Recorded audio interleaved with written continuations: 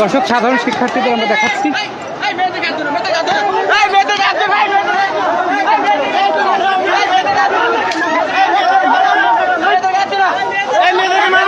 দর্শক সাধারণ শিক্ষার্থীদের দেখাচ্ছি, তাদের উপরে কিন্তু এখন হামলা চালানো হচ্ছে এই মুহূর্তে।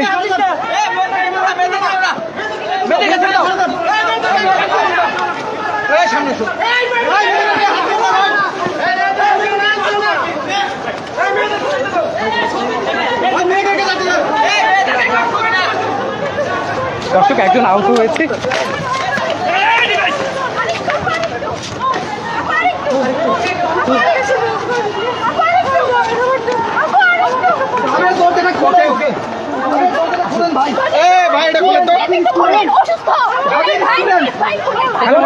ওনাকে ঢুকতে দেন, সমস্যা নাই। ভাবির স্টুডেন্ট ঠিক আছে, আর ঢুকে না।